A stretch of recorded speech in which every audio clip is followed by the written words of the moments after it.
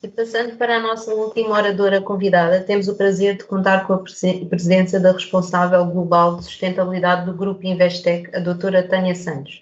A doutora Tanya está na Investec há mais de 20 anos, predominantemente na função de estratégia do grupo e desde 2011 assumiu as funções da área de sustentabilidade. Participa atualmente dos grupos de trabalho de apoio à Aliança de Investidores Globais para o Desenvolvimento Sustentável do Secretário-Geral da ONU, abordando o desafio de financiar os Objetivos de Desenvolvimento Sustentável. A doutora Tânia tem um distinto currículo académico e faz parte do conselho de uma pequena empresa privada chamada Iñati Game Lodge, que atua na promoção de atividades de conservação e empoderamento de comunidades. Passo a palavra à doutora Tânia, que apesar de ter um nome português, cuja origem é de seu avô, irá participar em inglês.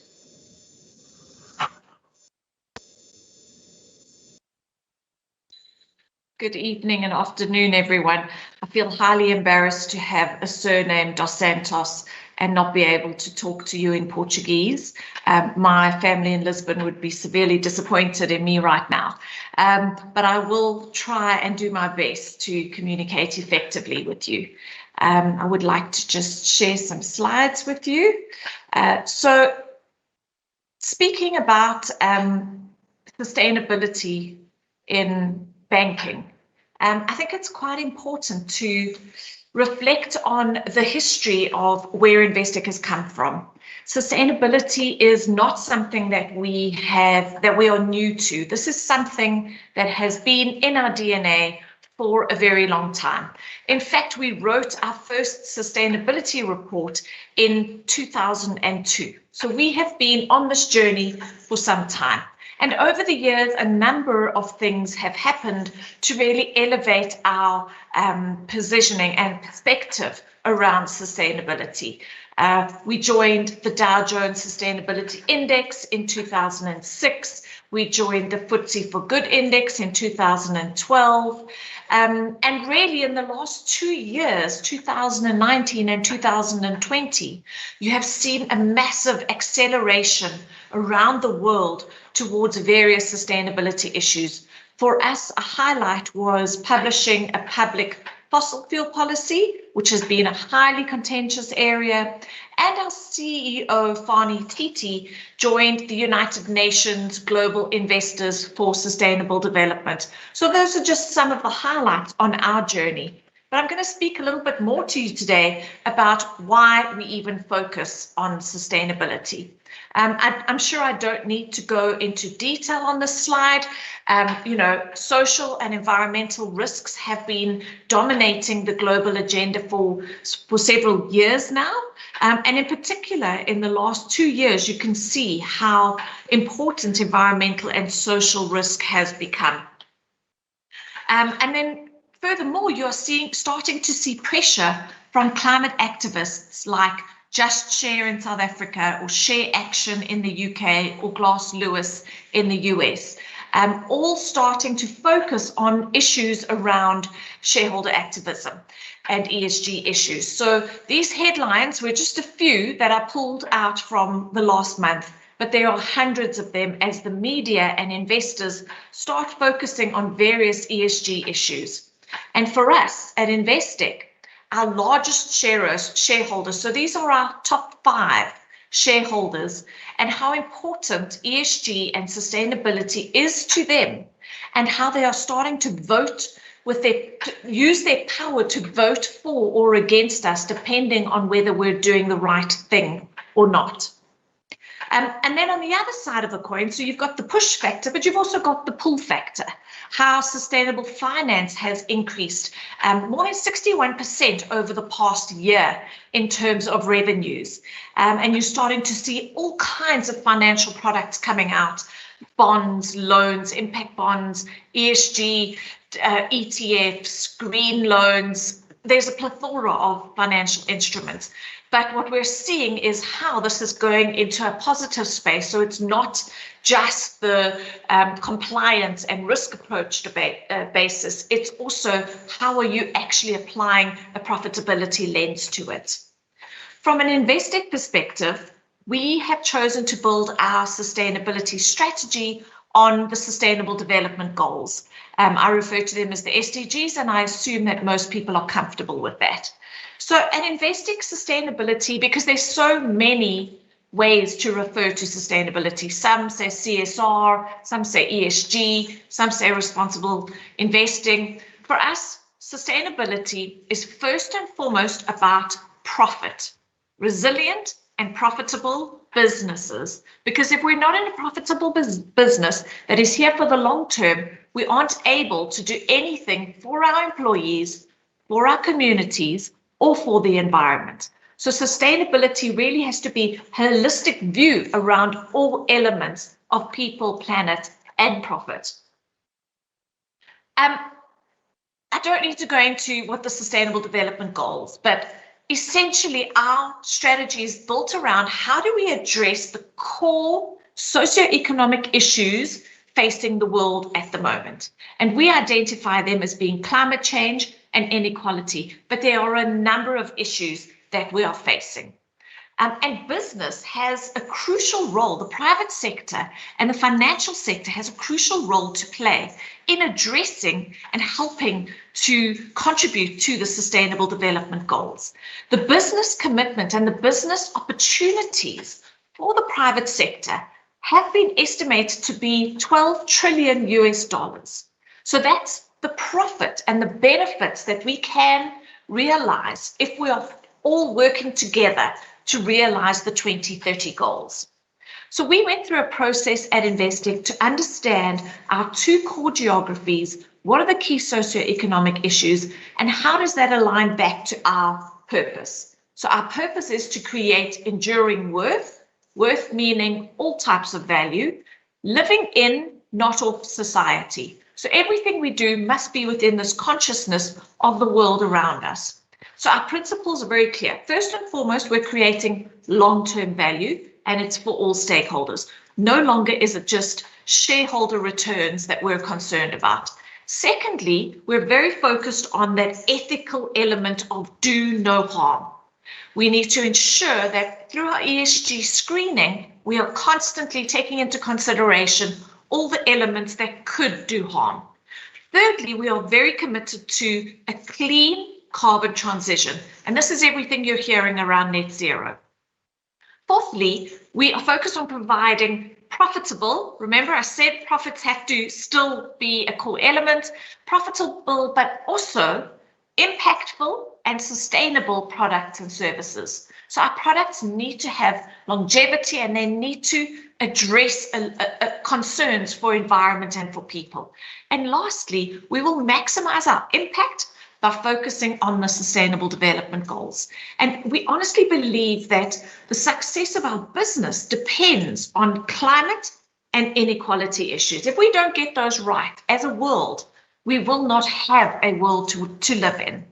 Our framework is quite simple. We base it on 4 areas. Firstly, living sustainably, and that's all our policies and processes. Secondly, partnering with our clients. How are we helping them through their business activities? Thirdly, all our community activities must align back to what we're doing in our businesses. Now, this is a unique approach because usually our CSI activities are separate and they're left alone to do their own thing. We see it as part of the business. So it must make sense for our business, whatever we're doing in our communities. And lastly, we're using our brand and our advocacy and thought leadership to raise awareness and to work with other banks around the world. So I'm going to go into a little bit more detail on how we do those things. Firstly, living sustainably is all about your license to operate. If you don't have a license to operate, you can't do any of the other things. And license to operate, unfortunately, is a little bit of work. Firstly, it's around your policies and processes. So how you put together your policies around environment, around climate change, around if you're in the financial space, fossil fuels, carbon intensive industries, those are very important because they give the external world guidance, but they also give your internal staff guidance on where the group is going. The second element is around governance, and I think this is quite an important one, and one that we have managed to do quite successfully. So one of the areas we have is a DLC, which is our group entity, a social and ethics committee. This is a South African requirement, but we decided to apply it to our whole entity because it made sense. So the social and ethics committee are a board subcommittee with non-executives, and they will assess all social and ethical issues. Then, in addition to this, we've created an environmental, social, and governance executive committee, which will align all our activities in this space across geographies and across business areas. Governance in this space is extremely important. Another area around license to operate, particularly at the moment, you'll be hearing a lot about net zero. Even though I didn't understand all the Portuguese that was spoken, I did hear the word net zero come through a few times. So net zero, loads of headlines and companies committing to this ambition to be net zero, but it's not that simple. Firstly, you need to commit to the Paris Agreement. And the Paris Agreement essentially is saying you're committing to net zero by 2050. But firstly, you have to actually understand and manage your own carbon footprint to do that. So we have been doing this for over 10 years. The second part is to limit and minimize what you're doing in that space. So we go to extreme lengths to encourage our staff, but also our stakeholders, supply chain, how we're procuring, that they are enacting on positive, sustainable behavior. Once you've done everything you can from an operational perspective, we then explore opportunities like renewable energy certificates. So in South Africa, we aren't able to procure our electrical energy from any other source but the local energy provider, Eskom, which is purely fossil fuels. So we have to offset those emissions through renewable energy certificates. And lastly, and most importantly, is understanding your scope 3 emissions. And for a financial services company, and particularly a bank, that's all about what you're doing in your lending and investing portfolios. So I saw this headline at the beginning of the month. Banks produce 700 times more emissions from loans than from their offices. So what we do in scope 1 and 2 barely scratches the surface of what we should be doing and could be doing in our loan and investment portfolios. The last element of license to operate is around reporting. And reporting, I know, is onerous, but it's important to ensure that license to operate. And you have to report with integrity. We have been reporting, as I said, for 20 years. We do it across a number of standards, and we also take into consideration a number of international memberships when we're preparing that report to try and meet all these requirements that are coming at us. Another important area around reporting is the TCFDs, which is the Task Force for Climate-Related Disclosures. And this is really our commitment to net zero, being transparent and ensuring that we are reporting regularly and consistently. All that information is then used by these ESG ratings providers, MSCI, Sustainalytics, FTSE4Good, CDP. They take all our information and then they rate us. And they decide whether we are or aren't being a responsible corporate. And that's, once again, still part of your license to operate, because essentially they're independently assessing your performance. We're very fortunate that we have been well positioned across all these rankings and ratings over a number of years, but in particular on the most internationally recognized indices and ratings, like the MSCI, like ISS, and like Sustainalytics. And in particular, our performance against our peers has put us in a good position. And what does that mean for Investec? That means we're able to move to step 2, which is partnering with our clients to provide sustainable products and services. Because we have the credibility that we are living sustainably, that we have been recognized externally for the work we are doing, we can now go and work with our clients to help them be more responsible. And in the past year, we have done a number of new products and services in this space around an ESG-linked NAV product, or the first REIT sustainability-linked ESG bond in South Africa, an innovative solar-powered product for our private bank customers, an environmental auto call. So there is a number of products and services across all areas of financial services. So this is from the investment banking side, advisory side, wealth and investment side, private banking side. These products reflect what you're able to do once you have that license to operate. And then lastly, that's not the end of the journey.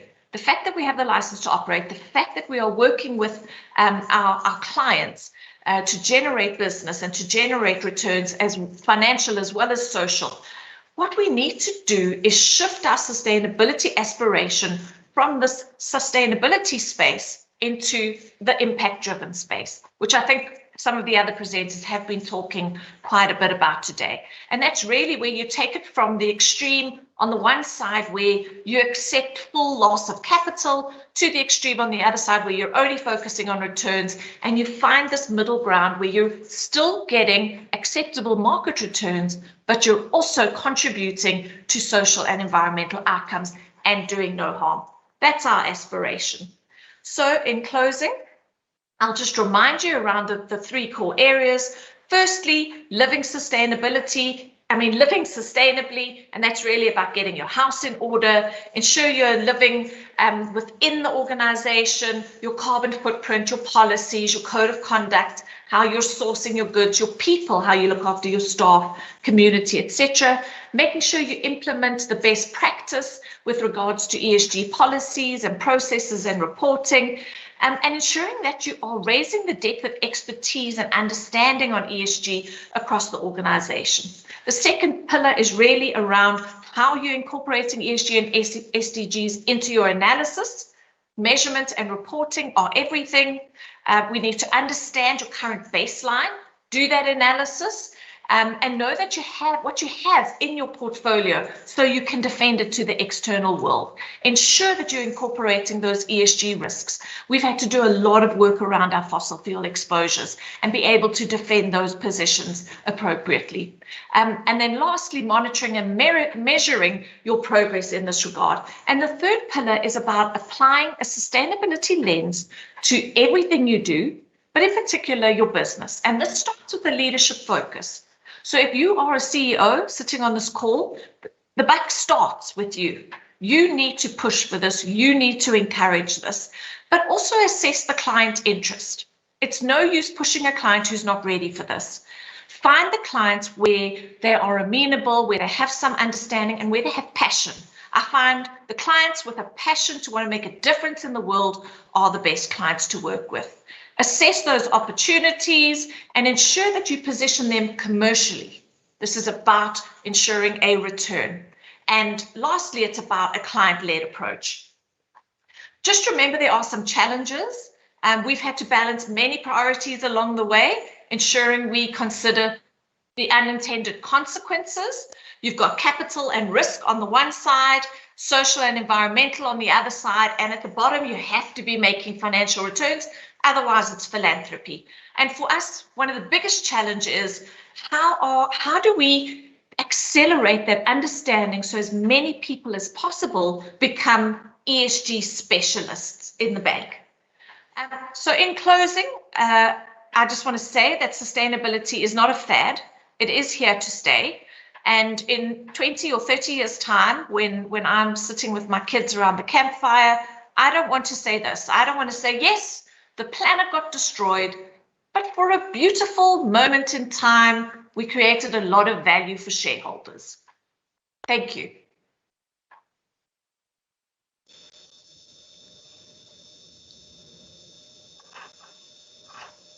Thank you very much, Tanya. We have here a question from our audience. How can sustainability play a role with entrepreneurship in Africa? Well, entrepreneurship is the crux of many of the solutions to the SDGs. So we believe quite strongly that it is entrepreneurial activities that are going to solve for the sustainable development goals. It's the youth, it's trying things out, it's fintech, Innovative solutions, we have to find new ways of doing what we've done for many, many years. So financing entrepreneurship is critical. It's also critical to job creation, to skills development, to so many other areas, to economic growth and development. So entrepreneurship for us is a key element of addressing the Sustainable Development Goals, particularly in Africa.